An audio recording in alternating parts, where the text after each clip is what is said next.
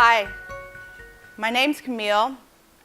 I run tech support at Clubhouse, a small startup, and I need your help. And I know what you're probably thinking.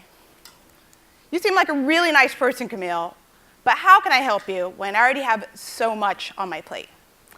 I know it's been a long day, thanks for sticking around, and we've gotten a lot of really dense information to process. But I think by the end of this talk, we'll have a pretty simple and actionable plan. You see, in support, we also have a lot on our plates. Every time the phone rings, or a ticket lands in the support queue, or an angry tweet lands in our Twitter feed, or our CEO's Twitter feed. This is from a couple weeks ago. Irate user and the CEO of GitLab. Every time something like this happens, we have to be ready to dig into the problem and come back with a solution pretty fast. For the majority of us in support, that's not a problem. The lion's share of tickets we can knock out ourselves. But many of the problems that we face require attention from you, the engineering team. So just to start, by a quick show of hands, how many of you deal with bugs or escalations from the support team? Oh, pretty much everyone. And how many of you have a regularly scheduled time to meet with support? Fewer. And how many of you ever deal and respond directly to user requests? Okay, about that same number. Thanks for letting me know. In the support world, it turns out we actually think about you guys all the time. It's true. We're constantly devising ways that we can get you to notice us, get you a little bit of your attention, some of your time, and get you to consider a closer working relationship with us. First, we think we'll tell you stories. Little things from the trenches, anecdotes, like, did you hear about yesterday where one of our users lost a whole day's worth of work due to that front-end change that we just deployed? And then we think, wait, these are computer scientists. They probably want to see data. So we pull together all these metrics and beautiful data visualizations, and thinking that, that's what you want to see, not just the casual story about one user, one time, but how many people were affected by this change, and for what length of time, how much data was lost. But even more than stories from the trenches or metrics, what we found to work most effectively in engaging engineering is a system called all-hands support. All-hands support is a system whereby everyone in the organization, from the CEO all the way to the newest hire, rotates onto the support desk at some regular interval. And the goals of all-hands support are many, but boil down to kind of three high-level ones that I've identified. The first one is just capacity. More people on deck to tackle tickets, just more hands on deck. The second one is appreciation for support. Your support team is on the front lines of your organization, dealing with all manners of enthusiastic users and, as we saw before, furious people or people who are just frustrated and want to crunch code and can't do it. And finally, the final third goal of all-hands support is empathy, just getting into the user context. As Aaron mentioned earlier, providing context helps to make better decisions. And when you can understand the user context and their pain points, you can make better decisions and thinking about how you want to implement something. So all-hands support is a noble endeavor, to be sure, and I've seen all kinds of cool things happen when engineering and support work well together. I've seen third-party integrations happen, really cool internal tools, and also there's an opportunity for your customers to have a top-notch experience. Some of my developers can push a super fast bug fix, and users are like, wow, that never happens with any other company. So it can be really cool, but there's a dark side too, and if it sounds wild to you, you're not alone. I used to positively hate all-hands support.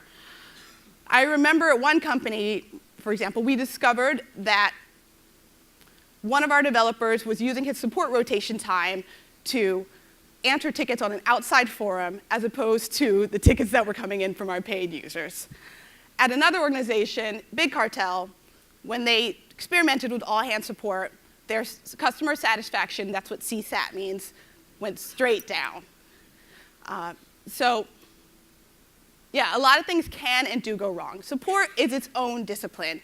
If you're not doing it on a daily basis, it can be hard to answer questions about billing or deal with feature requests in the right way.